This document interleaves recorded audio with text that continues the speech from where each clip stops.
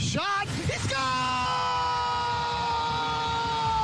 And the Ballers win! Helena is no longer undefeated! I'm not superstitious, but I am a little stitious. Barons win! Barons win! Cody Jansen stopped 92 out of 95 shots, including a penalty shot in overtime. Somehow he still only wound up the third star of the game. You like that? Jansen has a heart. You're smoking crack!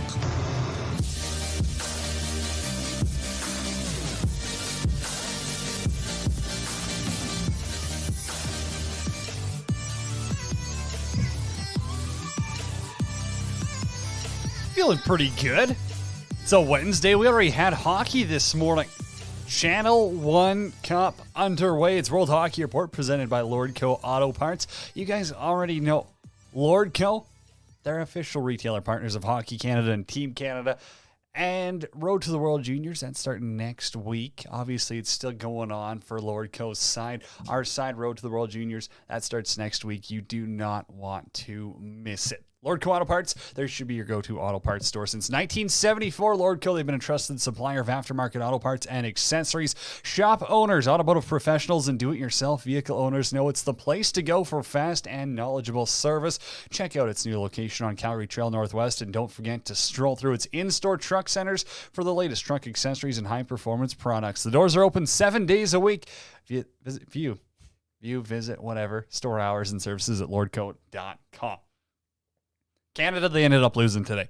It was 4-3. It was a close one. It was a good game. And we'll dive into everything Channel 1 Cup in about 15 minutes with Ben Holden, KHL play-by-play voice. Also, the Flyers, the Fly Guys, they were buzzing last night. We'll catch up with Zach Medeiros, Grey Cup champion, maybe get his thoughts on his Hamilton Tiger Cats losing. I guess they're not his Hamilton Tiger Cats, but he's out east. They're Ontario.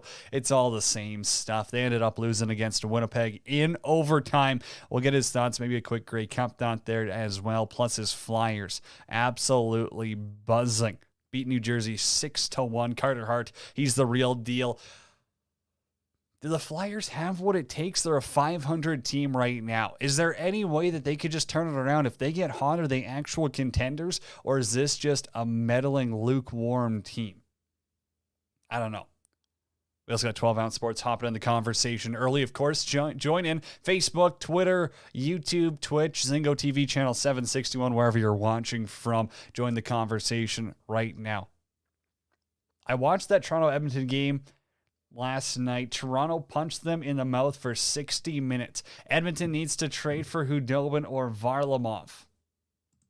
That's a hot take and a half. Every time I watch Mikko Koskinen, he's downright terrible. Austin Matthews was amazing. Edmonton wish they had Jack Campbell from Toronto. Edmonton needs help outside of Connor McDavid, Leon Draisaitl. Holy, what a start. Coming in hot and heavy. Join the conversation anytime. I like the topic of where did things go wrong for Edmonton? What do they have to do? And so if you're watching right now, join the conversation of what do the Edmonton Oilers need to do? And what should the NHL do about COVID? I mean, we talked about, hey, it's kind of getting out of hand. Should the over-under be set at 9.5? No, it's like 35 more guys going on COVID protocol today. I got to give credit to our guy, Slim. I mean, he's hilarious on Twitter at Slim Valji. But he said at this point, it's easier to mention the Calgary Flames who are not in COVID protocol. Oliver Shillington, Dan Vladar, Blake Coleman, Michael Backlund, Matthew Tkachuk, and Dylan Dubé. That's pretty horrifying right there when you're starting to name the players who aren't in COVID protocol instead of the ones who are. 12 Ounce Sports, I will respond to that tweet here. Yes, Toronto did punch the Oilers in the mouth for 60 minutes. Oilers had some chances. They put them back on their heels for a couple of shifts here and there. Do they need to trade for Khudobin or Varlamov? I don't see that really making a difference. I don't see him fitting that under the cap either. Every time you watch Mikko Koskinen, he's downright terrible. Well, he's a backup goaltender who's forced to play starting minutes. Not his choice. End of the day, they don't really have any other options right now. They didn't address it in the offseason. They chose not to address it in the offseason. And with Mike Smith being out, that's just the situation they're in right now. Austin Matthews, he was amazing. Well, he's a great goal scorer. He's got a great shooter. And if you're, playing against a goaltender who's not great at stopping the first shot, yeah, he's going to rip you up. He's going to eat you apart. That's what Austin Matthews did. Mikko Koskinen's not a goaltender where you're like, wow, he stops the first one all the time and his defense doesn't help him. No, he's getting beat cleanly, twice a game at least. Something around those. Edmonton wishes they had Jack Campbell. Well, I think everyone wishes they had Jack Campbell if he's got a .935 save percentage. But again, he's never been a starter for a full season. And let's actually let the playoffs tell the story. Edmonton needs help outside of Connor McDavid, Leon Draisaitl. How long have we been saying that for? But you don't have Zach Hyman last night. You're still a little banged up on the back end. I get it. It's not a perfect team right now. And Oilers fans, you don't need to be celebrating anything with the start. You can be worried. Your team's almost out of a playoff spot. Maybe it's not the panic button time yet, but you got to find a solution pretty damn fast. It's becoming unacceptable for this team to have lost 5 straight home games. When you talk about some of the best home atmospheres, home crowds, Edmonton's up there. And not just because the fans are passionate and they're chucking jerseys on the ice. Hey, we got to talk about this. Jerseys being thrown on the ice. Who cares? Everyone's acting like they're throwing puppies on the ice. It's a jersey, for crying out loud. Hey, everyone's making such a big damn deal about this. They're like, I can't believe it. That's so childish. The disrespect. How could they do that? You're throwing away money. You can't tell someone what to do with their money. I can't tell the government what to do with my taxes. If I give someone $20 on the street, I'm not telling them what to do with it. You hope they make good decisions. But come on, we're acting. There's people blowing this out of proportion. There's like, oh, I'm so disappointed. It's embarrassing. I would have killed for a jersey. Hey, I get it. Not everyone's in the same financial situation, But you can't be telling someone what to do with their money. I think it's asinine. I think that person definitely made an ass of themselves. I think it's a stupid look on Oilers fans. But end of the day, so for someone to actually get pissed off about it, like I'm imagining these people shooting tweets out and punching air when they're watching the replay on Twitter. Like, calm down, everyone. It's a jersey. It's on the ice. No one was physically harmed in this. That's where you just got to leave it at. It's that simple. Elsewhere in the NHL last night, I guess we will snap it around. The Flyers, they won 6-1, as we already talked about. It was against New Jersey, though. Do those even count? New Jersey kind of sucks. Vegas beat Boston 4-1. Tampa over LA 3-2 in overtime. Ottawa just kicked Florida's teeth in 8-2. Pittsburgh 5-2 over Montreal. The Habs suck. They got 6 wins in 30 games this year. That team is a toilet bowl. Detroit doubles up the Islanders 2-1. Something's going on in the island. Maybe it's time that they sell. I don't know. I'd say that the Islanders are... You can blame COVID. You can blame whatever you want. End of the day, this team does not have it. Buffalo doubles up Winnipeg. That's the only reason. The Buffalo win and Seattle winning, that's the only reason the Oilers are still in a playoff spot right now. If either of those teams lost to Winnipeg or San Jose, the Oilers would have been out of a playoff spot after 6 straight losses. St. Louis beats Dallas 4-1. The Blues are looking legit. Colorado, Cale Makar, Bobby Makar, whatever you want to call him. He had a goal there against New York. They win 4-2. Vancouver, good comeback against Columbus. Hey, they're a hot team right now. I don't exactly agree with Adam's take that, well, you know, we got to pump the brakes. Celebrate it. If you're winning games, celebrate. The Canucks fans, they don't get much to celebrate. They're kind of just losers out in Vancouver. No, we love you, Canucks fans. But again, celebrate it. Just don't get too high on your team. Quinn Hughes isn't as good as Cale Makar. Pettersson's not as good as Johnny Gaudreau. And your team isn't even close to being legitimate contenders. Just remember that while you're celebrating, if I can leave you with one thing to remember. Also, Seattle, they beat San Jose 3-1. Today's games, I don't see... Yeah, none of them have been postponed yet. I know there was some rumblings about games and COVID cases. So far tonight, 6 o'clock, you got Washington, Chicago. You got New York Rangers against Arizona and Seattle against Anaheim. Join the conversation anytime at World Hockey RPT on Twitter. I'm there at January31, coming to you live from Alberta in the beautiful Pro Rock Broadcast Studios. Today, it's Wednesday, it's hump day, it's whatever you want to call it. And we had international hockey this morning. Canada, they fall 4-3 to Russia. And I had to bring back this legendary Don Cherry clip. I'll play it for you in about 30 seconds. I got to tweet it out that it's coming up, or else people are going to be pissed off if I don't mention it. But I want to know, join the conversation anytime. What's your favorite Canada-Russia hockey moment? It could be any international event. And speaking of Olympics, I still hope players go. I really still hope that players go to the Olympics, NHLers. But I want to know, what's your favorite Canada-Russia clip? Let us know anytime during the conversation at 12 Ounce Sports. Let's get to the Don Cherry clip, though. This is a classic. This is 1996. And it's Don talking about the Russians. Look, I gotta say something. I'm going to get in a lot of trouble here. But what is this, hockey night in Canada or hockey night in Russia? All I hear, how great these guys are, how there they were, Detroit, the Fabulous Five. Now I'm hearing how great they are tonight. Can't intimidate them, can't scare them. How about the time when Van Int ran over the guy and they walked off the ice? How about the time Clark broke the guy's ankle, they never won a game after? How about that? How about Messier? Wait a minute. Okay. How about Messier in Edmonton whacks the guy, 42 stitches, they wanted to go home. How about tonight? They were losing, Canada was losing 1-0 tonight. Eric Grab slaps that yellow little Kasperitis around. He hits the guy after a whistle. He submarined him, Primo, after an offside. It was 1-0. Eric grabbed the little rat, slapped him around a little. 3-1. Can't scare them. What is this? I'm sick and tired of hearing how great they are. They're down 3-1. They died. The Fabulous Five died. They are sucked, and they always have sucked. The only time we lost in the Canada Cup, what this should be called, was because when Mike Liu turned into a sieve, and we only lost 1 game. Other than that, they've done nothing. There's so many legendary quotes in that one.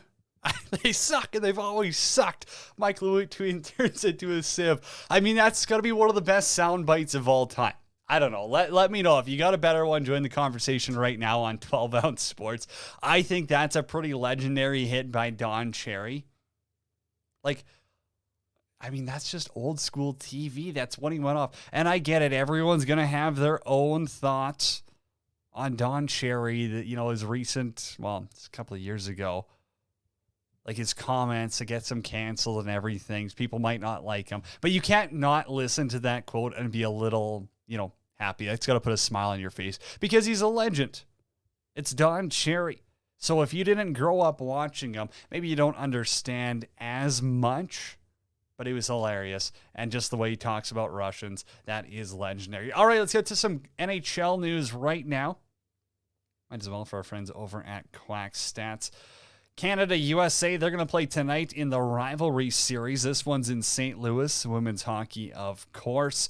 8 o'clock Eastern time, that one starts. From Elliot Friedman here, you got Kelman from San Jose and Borgman from Dallas. They're both on unconditional waivers, likely to be bought out. Per Pierre LeBrun, the Nashville Predators had more COVID testing this morning. They're slated to host the Avs tomorrow night. Could be postponed depending test results. They're obviously having more issues. The Flames are having more issues. Dave Tippett's tested positive for COVID. And Josh Anderson. He's expected to be out 8 weeks. I don't know if we got an exact injury here. This is going to be about 8 weeks as of December 2nd. Upper body injury there. There's a funny clip, too. I tweeted it out on World Hockey Report. Go check it out. World Hockey RPT. It's a great one. It's Dale Hawerchuk flipping the puck over the net and just batting it in out of midair.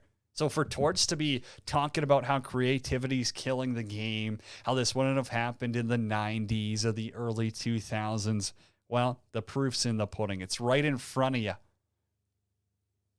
Dale Hawerchuk can do it. No one stopped him. No one took a run at him.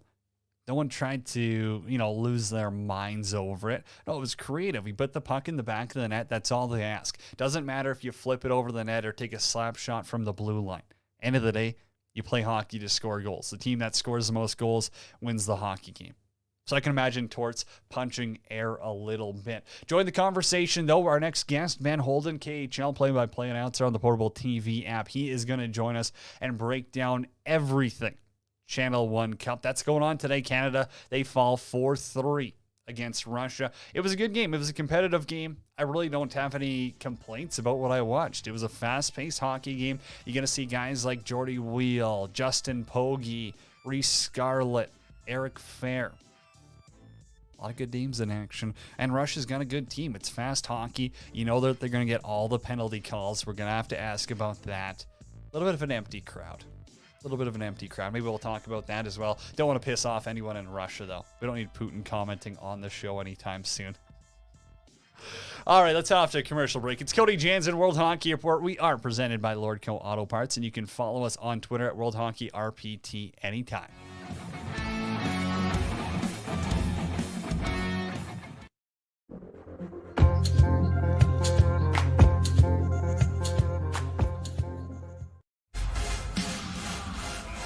Follow Team Canada with Sports Travel Tours in their bid to win back-to-back World Championships. Canada will play all their games in beautiful Helsinki, Finland, and will face Switzerland, Germany, and Russia. Sports Travel Tour packages includes a fantastic hotel, all transfers, amazing game tickets, a tour host, as well as a pre-game party. Check out the official World Championship packages at sportstraveltours.com.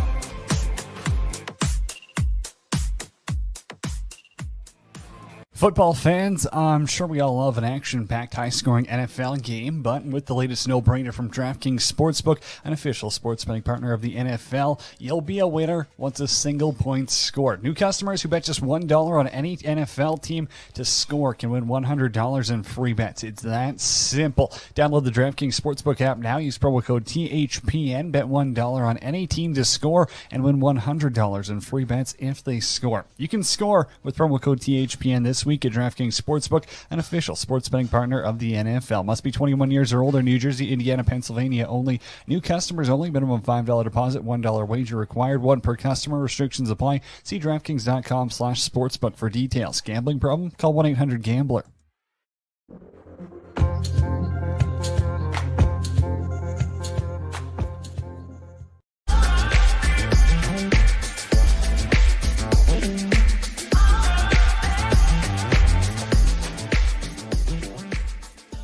What we do here is go back.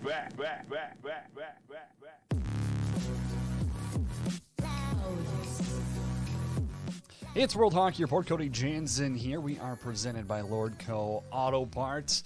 Of course, visit Lordco's in-store truck centers, open 7 days a week at select locations. Now, we talked Channel 1 Cup earlier, and who better than a play-by-play announcer in the KHL to talk about it? Ben Holden joins us on the line right now. Ben, let's talk about the tournament, and as a whole, how much or how meaningful is this to Russian hockey to know that, this is a widely rostered tournament of KHL players on the international stage now from 6 different countries?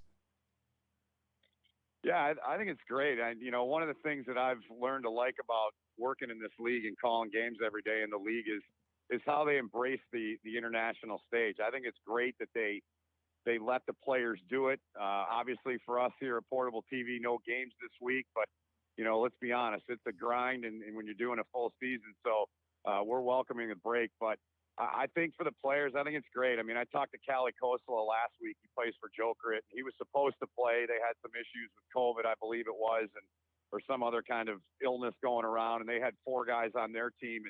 And I've known Kalle a long time, since he played at St. Cloud. And, you could just hear it in his voice, the meaning it has for these guys to put on their country uniform and the sweater and the flag on the crest of their jersey, or like today, in the case, the old throwbacks that the Russian team are wearing. So it's a cool thing. I think it's great they do it. I love seeing it.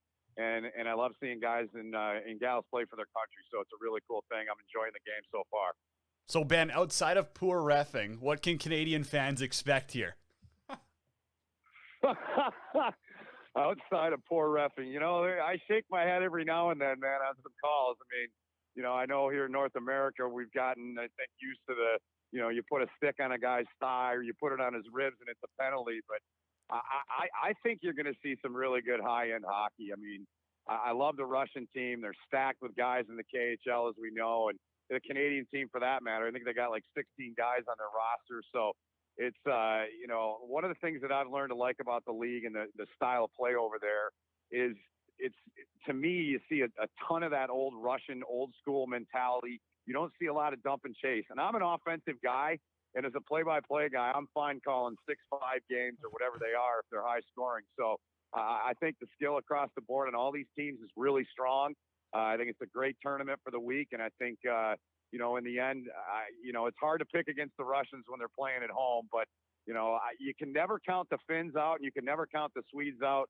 And, I think those teams are loaded too. So I'm really excited to watch it throughout the week. So I guess from a North American perspective, Canada's obviously got a team in this. I don't believe the Americans do, though. That's correct? That is correct. Yeah. So why would that be the case then, Ben? I mean, I don't need you to have any in-depth or insider information, but you got to think that there's enough Americans playing in the KHL at that level, or even in the elite European leagues. Is it something where USA Hockey just doesn't want to throw something together? Because that feels like a missed opportunity in my side.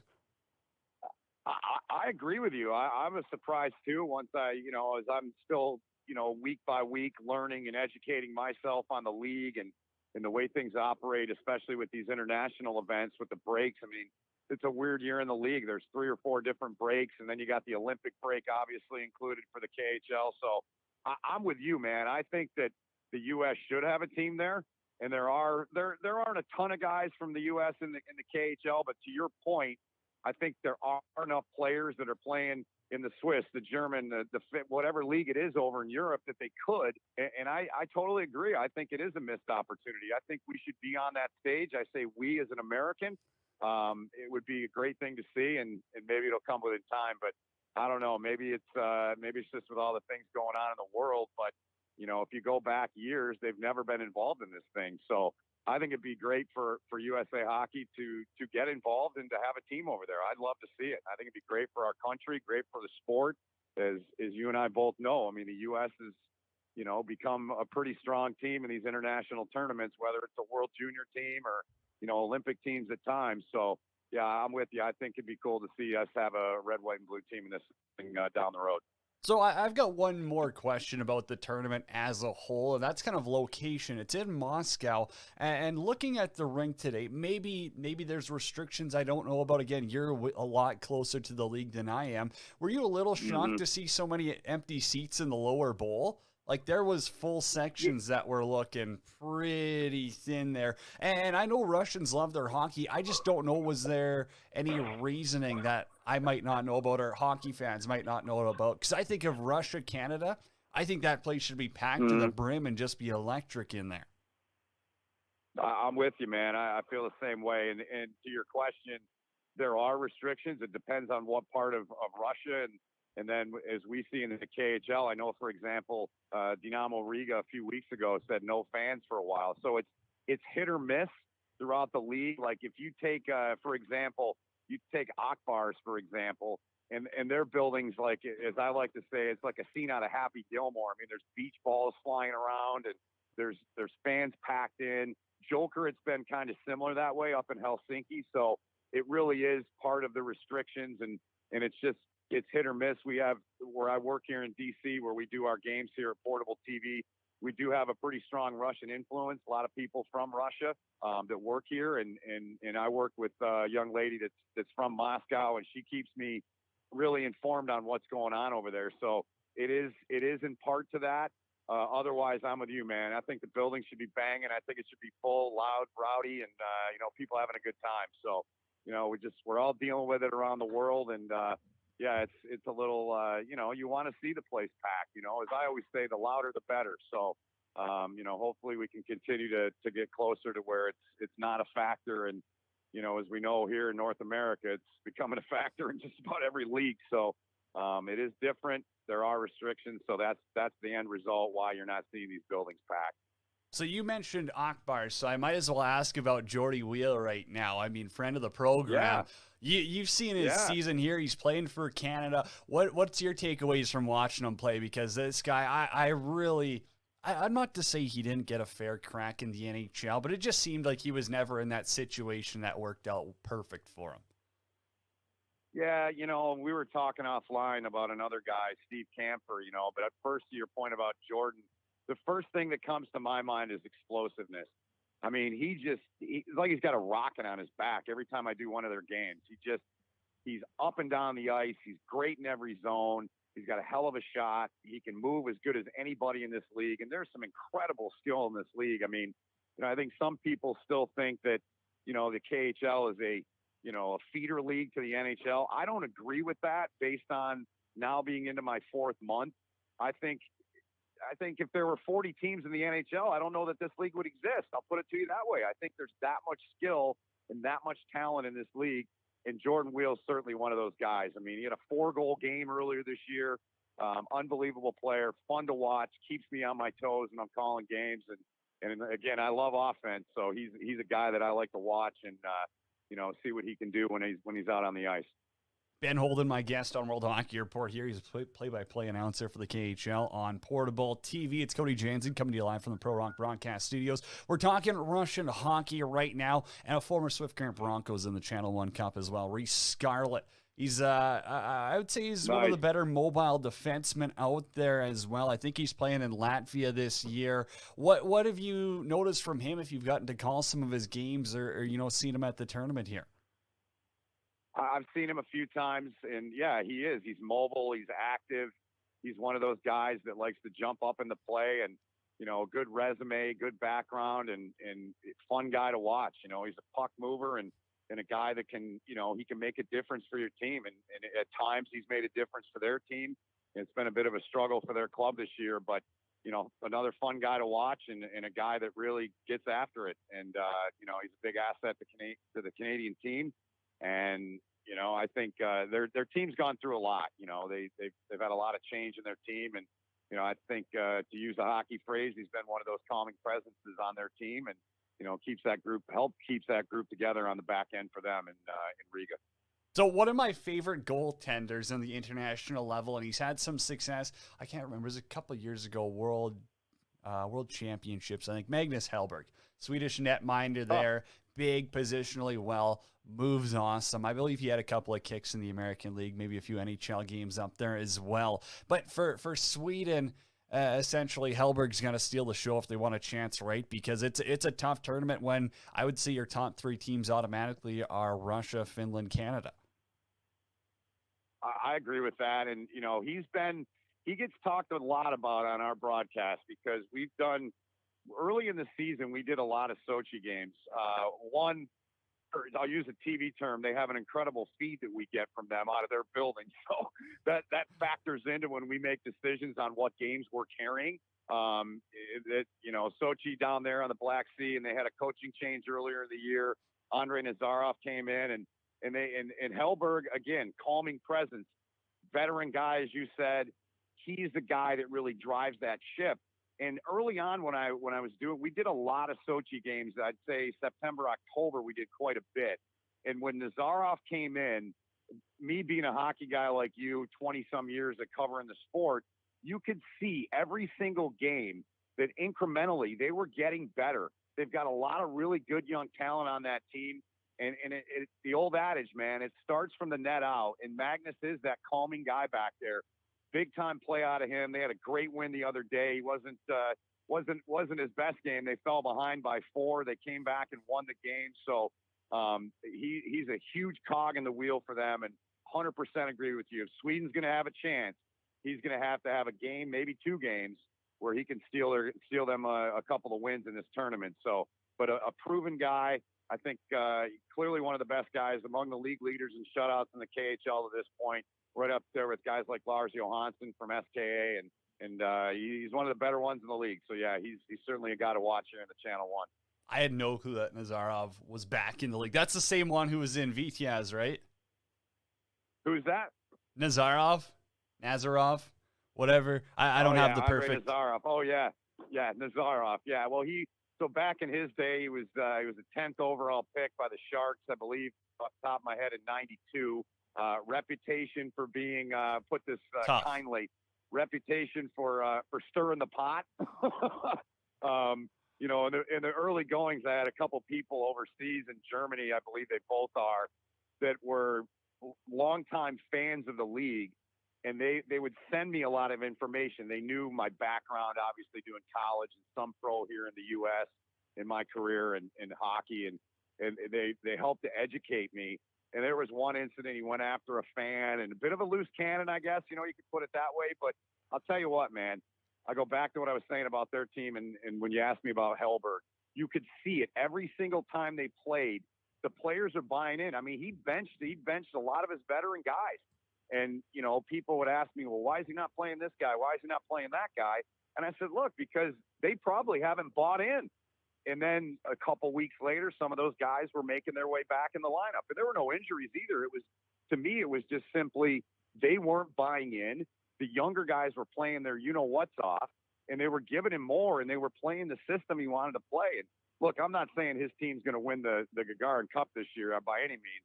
Because if you're in the Western Conference in the KHL, man, good luck, because that conference is unbelievably good. But I think they're going to challenge, and they are. They're challenging right now for a playoff spot. So, you know, he's a guy that demands a lot out of his guys. He's been called the Russian version of Mike Keenan. So anyone that knows hockey knows what I mean by that. So right there pretty much says it all. But what he's doing is working, and you see it in his team. And once again, it starts with Hellberg, and he's the leader of that club from the net out. Couple wild stories that have been told about that guy. I got one more for you. I know I've taken you long, but this has been awesome. Ben Holden, my guest here, play-by-play announcer in the KHL. I got to ask about Sergei Fedorov. Because you're now engraved in the league, and all we hear about, all I ever see when it comes down to Russian staff is Sergei Fedorov. Like, he's taken over, and this is no disrespect at all to Vladislav Tretiak, because I think he's one of my favorite goaltenders all time growing up. But it seems like Fedorov's taken over as the guy in Russian hockey. Is that fair to say?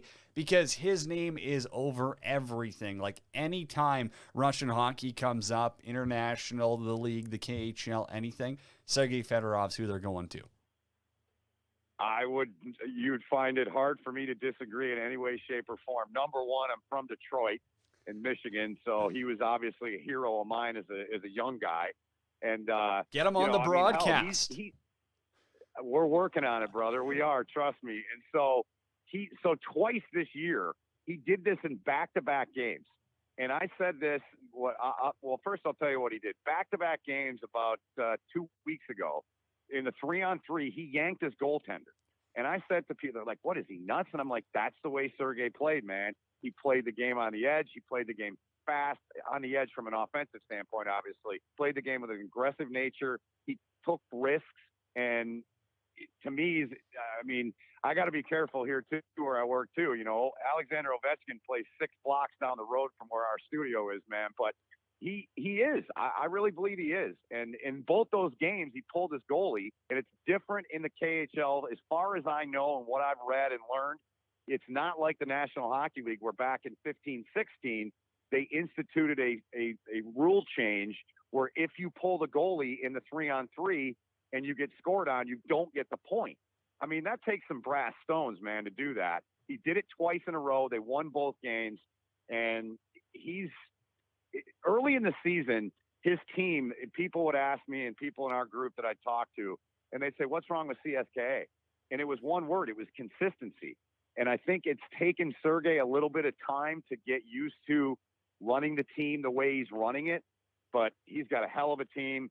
They're in that Western Conference with Dynamo, with Jokerit, with Severstal, with SKA. I mean, that conference playoff's going to be, I can't wait, because that's like a murderer's row of teams in this league. The East is good, but the West is better. And his team's right there. And they've been in that organization's been in the Cup final each of the last 3 years. And Sergei was the GM of their team last year when they lost to Bob Hartley and Avangard. And Bob's a guy I've gotten to know and talk to, and unbelievable dude, and very helpful to me as I learn his team and learn the league and the way he goes about things. So, Sergei's the man. He is. It's great to see him on the bench when we do our games. He still looks like he's about 35 years old. Got the hair slicked back, calm demeanor. Never see him get excited or upset. He's Sergei, man. And I agree with you. I think he's on that track to becoming the face of the sport in the country of Russia, no doubt. And this has been awesome. Educational, everything fans are looking for. Thank you so much. Best of luck with the rest of the season. Enjoy the Channel 1 Cup. And hey, I think we're going to have to catch up with you before the Gagarin Cup. You and Jillian have been awesome on the Portable TV app. So thank you again for taking the time today. Thanks for having me anytime. You guys keep up the great work, too. I enjoy interacting with you guys on social media and love seeing what you guys do. Great work out of you guys, and thanks so much.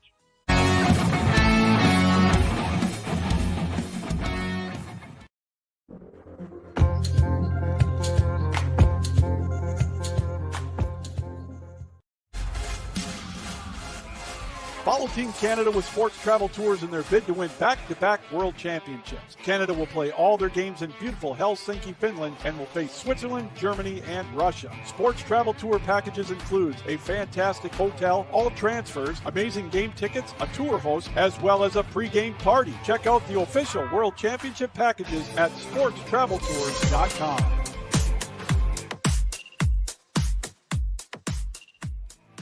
Football fans, I'm sure we all love an action-packed, high-scoring NFL game, but with the latest no-brainer from DraftKings Sportsbook, an official sports betting partner of the NFL, you'll be a winner once a single point's scored. New customers who bet just $1 on any NFL team to score can win $100 in free bets. It's that simple. Download the DraftKings Sportsbook app now. Use promo code THPN. Bet $1 on any team to score and win $100 in free bets if they score. You can score with promo code THPN this week week at DraftKings Sportsbook, an official sports betting partner of the NFL. Must be 21 years or older. New Jersey, Indiana, Pennsylvania only. New customers only. Minimum $5 deposit, $1 wager required. One per customer. Restrictions apply. See DraftKings.com/sportsbook for details. Gambling problem? Call 1-800-GAMBLER.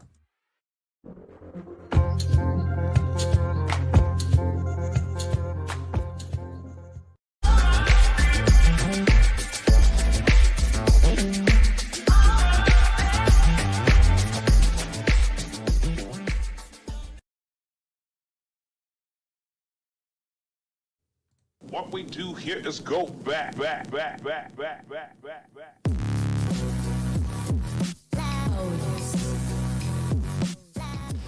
It's World Hockey Report presented by Lordco Auto Parts. Find a store near you at lordco.com. Cody Jansen coming to you live from the Pro Rock Broadcast Studios in beautiful Alberta. Follow me on Twitter at Janner31_ on the show at World Hockey RPT. Tons to get through in the final 20 minutes here, but first, let's snap it over to our resident Grey Cup champion, Zach Medeiros.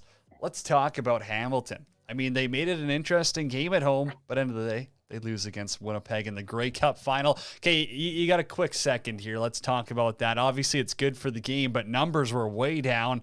I want the full breakdown, Zach. What did you think of the Grey Cup? Grey Cup was awesome. I mean, Winnipeg, obviously, I knew in my head.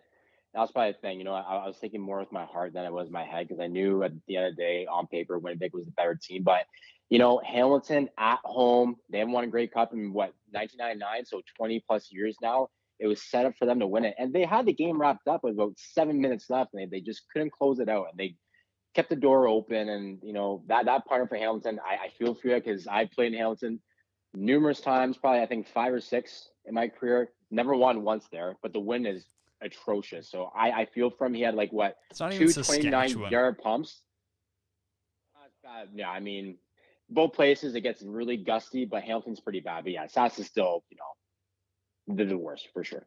Yeah, wind just doesn't die there. It just continues right through the province entirely. It was a good Grey Cup game. It sucks to see numbers down, but numbers are down everywhere. It doesn't matter if it's TV viewers or actual in-person attendance. I mean, COVID's just laying a hit on that one. But also, COVID's laying a hit in the games and on the rosters. Calgary's only got 6 players who aren't in COVID protocol right now.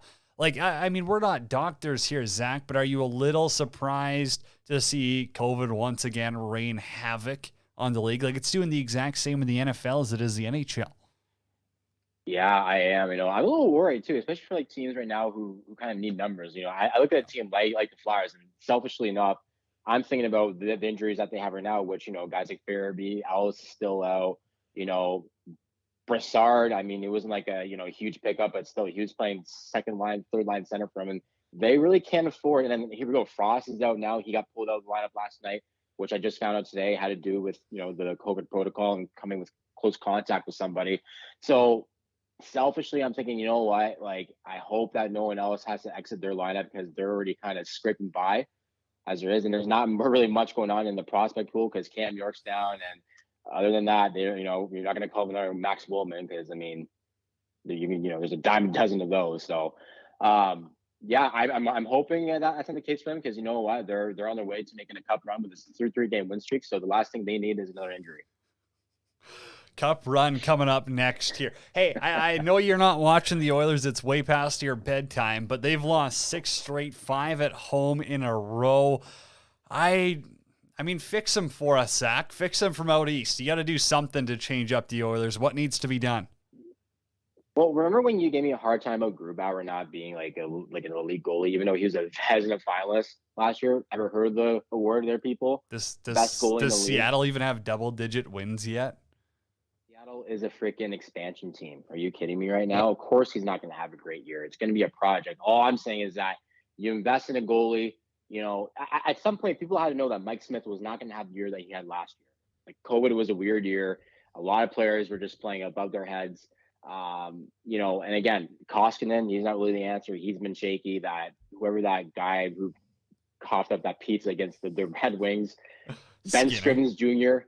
Yeah, Skinner. There you go. Obviously, he's not going to be the answer. And poor guy, I feel for him, but. You know what? They have to get, that sorted out too. And their 5-on-5 play just hasn't been great either. Yeah, I mean, that's a fair breakdown, but you really didn't fix any of them. Like, do they go for Jacob Chikrin? If he's on the market, does it make sense for them to trade away Yamamoto, probably a high pick or another prospect, and someone else for a Jacob Chikrin? I mean, he comes at a reasonable cap hit, but like, does that even move the needle on the Oilers? If they still have Koskinen in net, is goaltending the first thing they need to fix, or is it depth scoring? I don't know.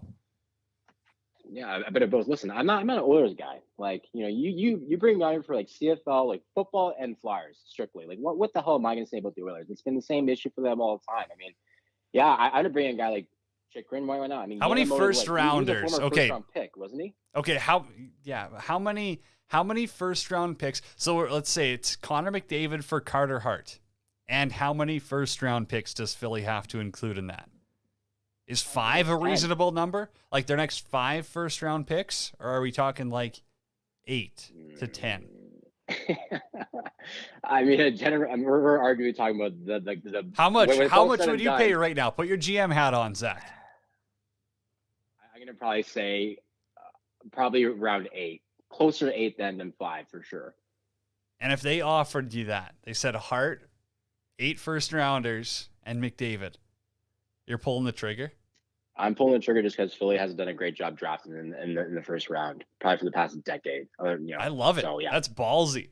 Anyone who's watching right now, join the conversation. Let me know if you do that. Carter Hart, 8 first-round picks for Connor McDavid. Only reasonable takes on this Wednesday edition of World Hockey Report. Okay, so in the NHL tonight, we got no. Back to your Flyers.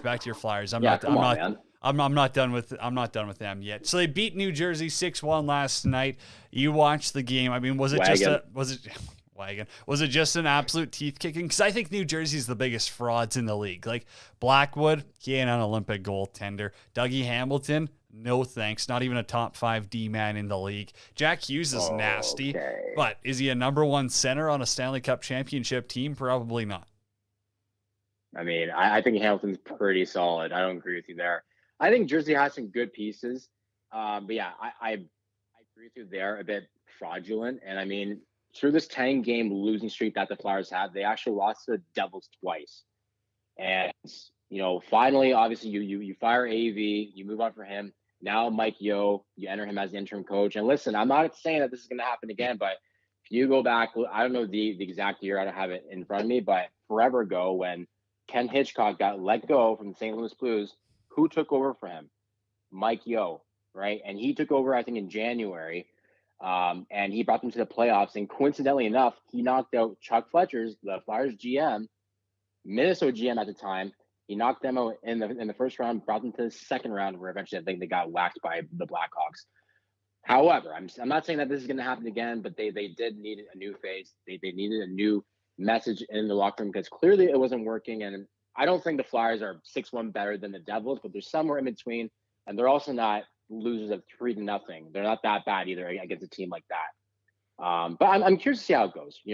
I think if they have to go on a run here. I mean, 3 games is not going to cut it, and their strength of schedule for the next week or so is not that strong. I think they have the Canadiens up next, and they have Ottawa on the weekend. So there is potential that they can have a 5 to 6 game winning streak and kind of get back into that race for that wild card spot, which they love doing every year. So let's fight for that bubble spot. Mike Yeo is just the X that every team falls back on when they can their coach. Also, Mike Yoda. THPN's in the chat says, Cody, do you know what a Harewood dinner jacket is, Cody, because you're wearing one? I don't know. I mean, it's just a plaid jacket. It's kind of like my lumberjack jacket. It's cold out here. It's like minus 30 in Alberta. It sucks. I hate cold weather. I don't know. I mean, it's Canada. Canada's awesome, but like cold weather sucks. A nice winter at like -7, nice little snowfall. That's the best. I don't know. Do you agree with that? What's the best weather for you? Well, that's the only weather I know, man. I live in Ontario, so I experience that yearly. And trust me, from the games I used to play out west when it's minus like 15 with the wind chill -40, yeah, I would not want to be in your shoes either, man. I hate it out there. Ontario, yeah, I agree. Preferably -5 with light snow, not that much wind, which is usually what we kind of experience out here for the most part. That's kind of right in my wheelhouse. Do you think they should move the Grey Cup? We are way off topic out of anything we planned on talking about. Like, December's way too late. Am I wrong? Like, have the Grey Cup November 1st or the first Sunday in November. That would be ideal. That would be perfect. Or we also have 3 indoor stadiums, so you pick your choice. No, you play in Toronto. No, because then you still got to No. play the semifinals and other playoff games in absolute dog weather. So what? Okay, but So what? whatever. That's not football. Final That's not football. should be at a neutral site. Yes, it is. No, Cody Fajardo should be slinging it around in +5 weather, and the Riders should have taken care of the Blue Bombers, except they were playing with cold fingers, and I feel bad for them. What? No, I do not feel bad for them at all. They forced Winnipeg to turn the ball over 6 times and still lost the game. That's unheard of. Yeah, they You were should not so feel bad in for that them. first half. They had 5 turnovers and 10 points. If you have more Turnovers, points you than should never lose turnovers, a you're game. in big trouble. Yeah, Or more agreed. turnovers than points. I think I messed that one up. That was bad. It was a bad look on the Riders. Okay, but you think of the NFL, it's the same thing. It's the same shit. Yeah, but they if got you make like it to 2 the game, teams the in Super Bowl- cold. They have 2 teams that play in the cold. You have Green Bay, you have Chicago. That doesn't get that The cold. whole AFC North is in cold weather. What are you talking about? Now you've got Buffalo, you've got Fine. Minnesota and Green Bay. 3 teams. Pittsburgh, Cleveland, Cincinnati, and Baltimore. Doesn't They're get- not cold? No. Hey, it's Big Ben's. Is this his last year? Do you actually believe it? You think he's done after this year? Let's see if they make the playoffs or not. You know, I wouldn't mind change there, obviously, with the way the year's gone, except, listen, like, fans need to calm down a little bit. He's not the only problem. He can still be effective, and at times this year, when you give him the right protection, he can be effective. The guy can still throw the ball. Unfortunately, he's a statue, and he's not as mobile as he used to be. He's not durable in that, area of the game anymore. So my first fix during the offseason is you need to work on the foundation. You need to bolster up your line on both ends of the ball, and then figure out, right now the draft at the QB spot, it's not that strong. You might be able to find a diamond in the rough, but I would say, I hate saying this, but like, you don't really have a franchise guy in Mason Rudolph, and you don't really have one in what's Dwayne Haskins at this point. I mean, he's not even dressing for games, so it's like, clearly, if they were sold on him, a former first-round pick, he'd be dressing, and then Mason Rudolph would be the one, with the clipboard and sweats. So that kind of concerns me a little bit, where if they don't really have a game plan for someone to kind of come in and take over the reins for Ben, you kind of have to ride it out for another year, unless you have someone in the draft right now, or if you have a stopgap, if you can get, I've heard of Aaron Rodgers, his name's been popped around lately, that they might. I don't really believe in that. I've just seen it as a rumor. You got a better Like, chance at there's Andy no- Dalton, maybe. Right, but again, do you really want to bring in a guy like that? I don't know. Like, I'm kind of tired of like things like that. Either get someone in the draft early on, which again, I'm not really a big fan of that. I'd rather just invest in the first 3 picks in linemen, in my opinion. But if you can find a free agent who's willing to come here, like a guy like Russ, if a guy like Rodgers wants to come here for 2 years and kind of groom a young guy coming up, I don't know. But I mean, at this point, their options are very scarce, and Ben might be the only option going into next season, which again, I don't mind as long as they bolster up the line. Ben sucks. I mean, they've won one of their last 5 games. They had a championship style win over the Chicago Bears. I mean, that's as big as winning the Super Bowl. It was a very tough game. They probably didn't deserve to win it, but the Bears, they let them have it. They're young. The Bears are a young team. And then after that, the Steelers have absolutely been trash.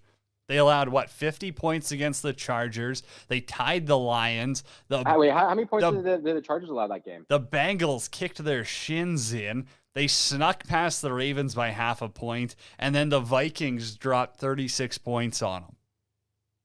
And then how many points did the Vikings give up in the last quarter of that game? Steelers almost got. So you play. So just because they had. had one good quarter, you're telling me you want Big Ben back? You're telling me that the Vikings go up 29-0 at halftime, and that's Ben's fault? How about the defense? Hey, let's make it stop. Did you hear how many points you said the Steelers had at half? Nothing. Okay. That's the story. And right how many? there. Okay. It's pretty tough to win a football game if you don't score. It's also pretty tough to win a football game when your defense can't stop anyone. There's also first of all, there's 3 units here, but when one unit's not doing their job, it's kind of hard for the other unit to do something. I mean, Yeah, I agree. Leader's got to lead, Zach. Leader's got to lead. Yeah, TJ Watt's also a leader on that defense. Fitzpatrick is also a leader on that team. Like, Cam Hayward, he's been there for a decade. He's also a leader on that team. Where are they? I just wanted to get you riled up. No one cares about the NFL once the Chicago Bears are done. So the Bears aren't winning the Super Bowl, so no one really cares about it anymore. Okay, what else do you want here? Are you trying to piss me off today on this? I just thought we'd get some NFL talk. I haven't talked to you in like 2 weeks. Are you a World Juniors guy or what? Wow, but I was in a great mood today. I got all my. You're still in a great mood. We're talking today. NFL. There's nothing better than this. All right, what else you got to me? I just asked if you're a World Juniors guy and you're ranting. I haven't really paid that much attention to World Juniors, but I know that that French kid that Philly drafted in the 5th round made the team, so I'm happy about that. No, they got one. I think they got one prospect on Canada and 2 on the Americans. Am I right? Something like that. Maybe I'm wrong. He's probably, you might be right. I don't know. I think it's something like that. But again, I'm a big World Juniors guy. I'm looking forward to it. Obviously Canada's got a sick team, but it seems like you don't know them, so I won't even ask about it. Do you got a favorite World Junior memory? While we're talking, because we were talking Canada-Russia earlier in the show. So let's end it with a favorite World Junior memory from you. There's a couple. I mean, obviously, what was it 2 years ago when Canada came back and against the Russians in the final and won that? They got like 3 goals late in the game. That's in the Czechs. Yeah, exactly. And then, actually, I think ironically enough, it was against the Russians again. I think that's when they had Eberle and Tavares on that roster. Remember when they also came back and won that insane game? 2009. 2009 in Ottawa, I think, right? Yeah, you're right. That's probably the one that's the most memorable for me because I couldn't believe that they actually came back from that. Man, the Russians, geez, pain, eh? Some of these files have just been pure pain for them, especially against Canada. Well, they've also won their fair share of recent. I mean, they've got something going, whether it's legal or not. They've got their own thing going. I need to ask you something because you brought this up 2 weeks ago about the Olympics coming around the corner. Man, it's really starting to heat up now. Like, I'm not gonna lie, I wasn't really that much in tune with it because I just assumed that it was like a full go. Like obviously playing for your own country and having the opportunity to have guys like McDavid, McKinnon, Matthews all playing on, like they're obviously not on the same team, but all these superstars going to these Olympics and Canada's team is just an absolute joke. So this would be like a once in a lifetime opportunity for us to even witness a team like this. So of course, all them want to go, but with these protocols coming up with COVID and the extended amount of time that they would have to stay if they test positive, like, is it even worth it? Like, do you want to go that long without a game check as well? Like, I don't know, man. Like, you don't get paid. Really you don't get paid by game. This ain't the CFL anymore. No, their paychecks aren't changing there. But, I mean, you bring up a good point, and the part that pisses me off is that this is the only time ever I don't see Crosby playing in the Olympics in 2026. Like, it's not like we want to see Joe Thornton or, like, what would he be there? He'd be like 40. So, like, this is, like, the best Canadian team we could ever see put together, and we might not get it because of COVID. That's disappointing. Yeah. And I mean, from players we've talked to, we've got, players who are going to be or could be on Team Canada. They've straight up said, like, hey, I'm not going. It's not worth the risk for me. It's not worth it right now. They're like, I'll go another year. I'll go in 4 years, whenever. And there's other players, and Andy Strickland even mentioned that today, is that players are like, hey, I'm 100% going. If we're allowed to, I'm going to be there. Doesn't matter if I miss a month or two of NHL action. Like, it really doesn't matter. They're going to be there. Yeah, I just, I'm really curious to see who kind of steps up, and I feel like if it's one of like the more notable players on Team Canada, like a McDavid, even though I can't really envision him saying that because like I feel like that all this guy talks about is having the opportunity to play for Team Canada. So I think it would take a lot for him to kind of regress from those comments that he's made earlier in his career and say, I don't want to go. But if a player from that kind of caliber kind of speaks up, I just wonder if it's going to be like a domino effect and so-and-so's like, you know what? He's not going to go. I'm not going to go. And then it's going to just kind of carry over from there. So I'm kind of worried about that. But at the end of the day, I kind of understand it too. It's just, man, I really hope that they all go, man. That's going to be so much fun to watch. I think as of right now, Robin Leonard's really the only one who said, hey, I'm not going. But again, it's Robin Lehner. Like, he wasn't going to be starting for Sweden. He probably would have been the backup or the third goalie. So that doesn't make a difference. I mean, I'll just say it myself. I'm not going to the Olympics either. So if that's the standard we're going to be able, I'm not starting a domino effect here, Zach. And like, listen, I respect everything that Robin Lehner stands for. It takes a lot of bravery and courage to say the things that he says. But let's be serious. Jacob Markstrom is going to be the starter of that team. 100%. That's Right. why he's just throwing a fit because he's not the starter. Pretty much. I think so. That's going to do it. We'll catch up with Zach next week on Road to the World Juniors, presented by Lordco Auto Parts. Meds, have a good week, buddy. Zach Medeiros right there, resident Grey Cup champion. We got to get out of here. We are, a little bit over time. Sorry, Jeff, 12 Ounce Sports. We'll catch you later. If you missed any of the show, Ben Holden, huge thanks to him for coming on. Zach Medeiros, as always. And, of course, your comments in the first 20 minutes. Download it at the Hockey Podcast Network and use promo code THPN on DraftKings. Till next week, everyone. No, I'm back tomorrow. Not till next week. Everyone, be kind, be better.